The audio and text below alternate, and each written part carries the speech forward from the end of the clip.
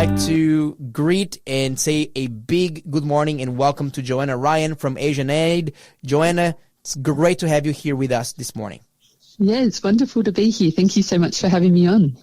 Joanna, you were talking to me a little bit about a project that Asian Aid has. It's called Night Care for Little Ones in Cambodia. Can you tell us a little bit more about it? What is that project about? Yeah, absolutely. I'd love to. Night Care for Little Ones. It's a project that we've just started recently, and it's a really exciting project in that it is one that is dealing with some of the most vulnerable and needy children.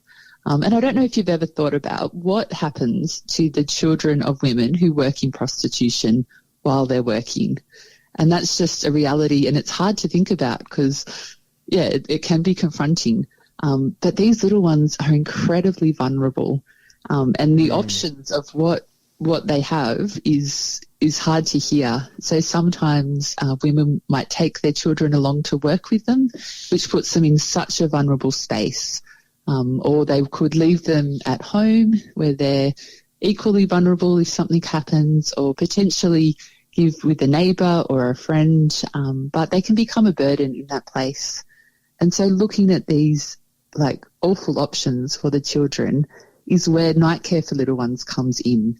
So it's providing a safe space for these children overnight. Wow, because we often hear about daycare, but night care we haven't thought about. But it looks like it's trying to address to really help them in a vulnerable situation. But haven't people said, for example, things like, hey, but isn't that empowering for women? Isn't that just making that lifestyle option even easier for them? What would you say to those critics? Yeah, so this is a reality that many of these women are forced into. Like some of them, they don't have another option. When I was visiting one of the night care centres, I met with a lady, and she was 11 years old when she was trafficked into the industry.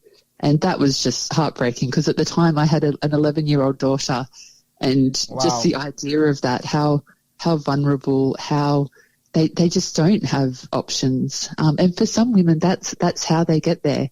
They're told, you'll have some great opportunities in the city, you can come and get some work, and then they end up being trafficked into that industry. For some of these women, because they have children, they don't have another option of how to make money. This is what they know. This is where they're working. And so it is economic necessity. And while absolutely we want to get the women out of that industry, and there's lots of programs that are working towards that, the reality is that their children need somewhere safe, and they need it now. It's not something that can wait.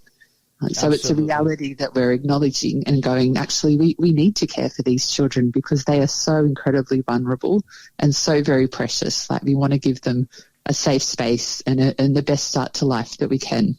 Yes. No, I hear you. And absolutely, it's not about empowering, but it's actually caring for a reality that it's there already. It's remedying in a already very, very tragic and difficult situation. So can you tell me a little bit more about the origins of how did that project start? Do you have any can you tell us a little bit more about how it came about? Yes, absolutely. So as I said, there are a lot of organisations working in that space, working to rescue women and girls out of the industry, working to help rehabilitate them into different work.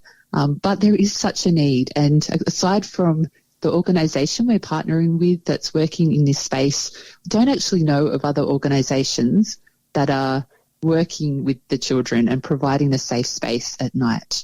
And what kinds of... Sorry, go ahead.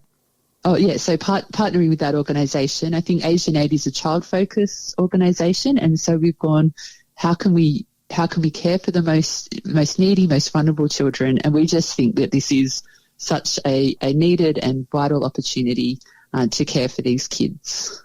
And tell me a little bit, how does it work, this night care? How does it actually work? Is it like a school, like a creche, or do they go to someone's home? How do you organize it? Can you walk me through the logistics of it? Yeah, so it's, if you think daycare centre, but at night. So it's a safe space. The women come and drop their children off. They get signed in, and the children just have the opportunity to be kids. They're given a health check to make sure that they're in a good state and get medical care if they need it. They have toys, they can play, they get a nutritious meal, and they get, age-appropriate games and development opportunities. And they have these beautiful women we call the nannies. And the nannies are the ones that care for them, that build relationships with these children.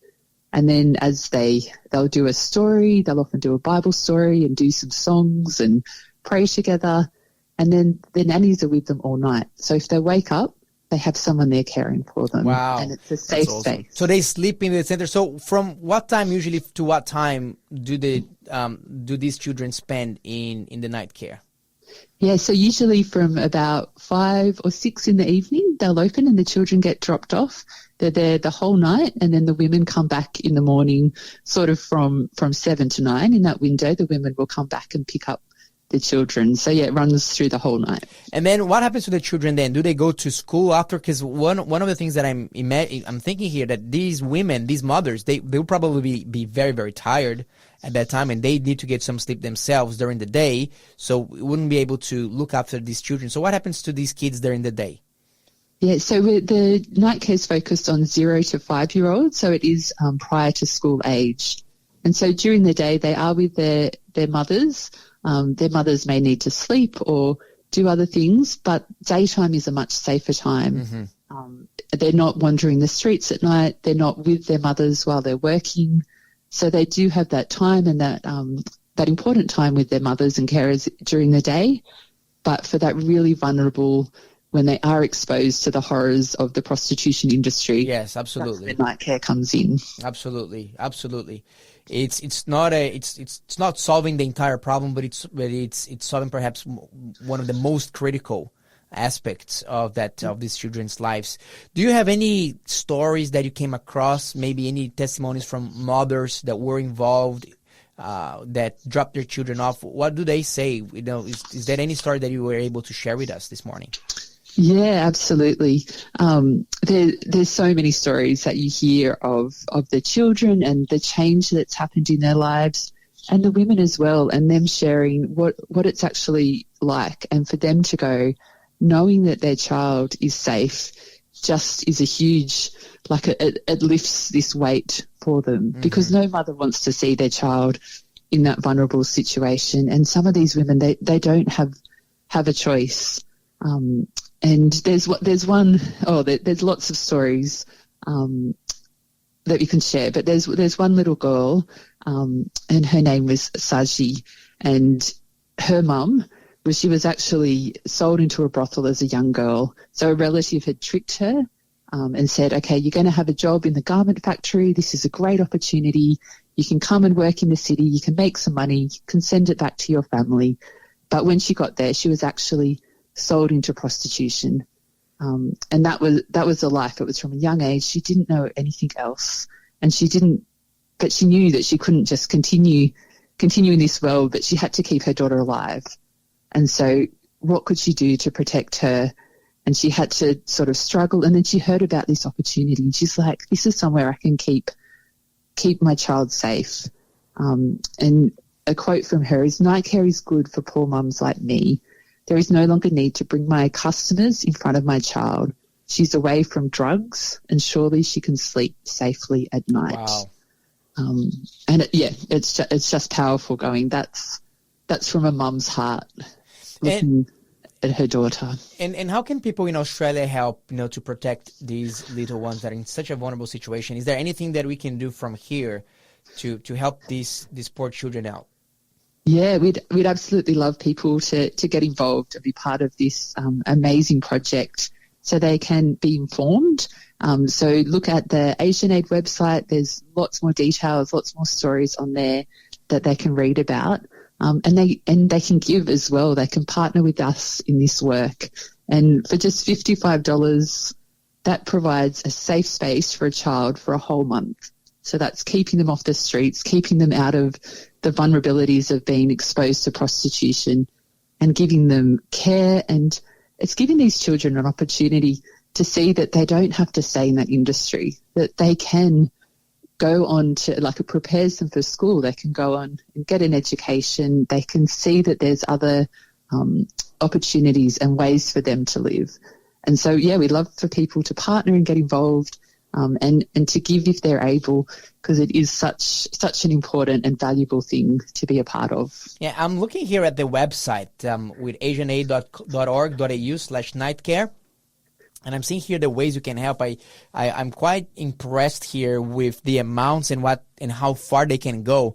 So I'm seeing here for $25, you can provide a month's worth of nutritious meals for one child. And sometimes that in night care, this is the only meal they will have in the entire day.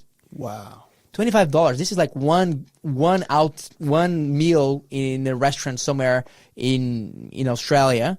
And you can feed a child for one entire month. And this is probably the only meal that they're going to have. For $180, you can cover the utilities for one night care for 3 months, keeping the little ones clean, warm, comfortable. For $470 a month, you can employ a nanny for a month. For $800, you can pay for the rent. You can keep a center open, pay for the rent. So, but of course, people can donate the amount of their choice, can't they, Joanna?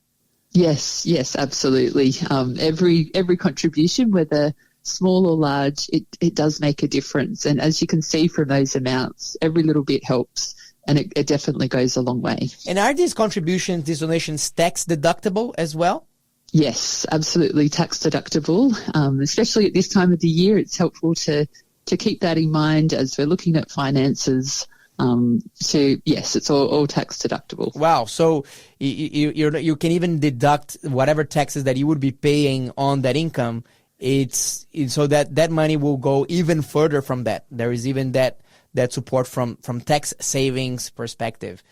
Joanna, this is a very interesting, like a very touching project. What else would you like to share with our listeners about it that you think can make a difference? Yeah, I think just realizing that, providing, we call it trauma-informed care. So it's helping these little ones to have a safe space, and also giving them the foundations for their future life. And that's something across all of AsianAid's programs. We know that safety is so important, because if a child is not safe, they may not be able to go to school, or if they're at school, they can't concentrate or get that education. And so safety is such a key thing for children across the world, and particularly in the countries where we're working, in India, Nepal, Bangladesh and Cambodia. I think across all our programs, we just realise safety such a key thing. And so looking for those vulnerable children, and looking for any child needs that. And so having that focus across all our programs, and particularly with night care for little ones, is going, let's make a safe space, and let's give these children the best foundations and the best start of life that we can, because we want them to go on and to get an education, and to know that there is a different way of life. That's and right. They can go and they can do great things, that they're not trapped in this world. And so we want to give children every opportunity to be able to do that. Absolutely. Joanna, what a wonderful ministry that AsianAid and yourself are involved with night care for little ones in Cambodia, a way to not only introduce them to the love of Jesus, but also to help to break the cycle that they're in, and for a better and brighter future, according to God's desires and plans for their lives.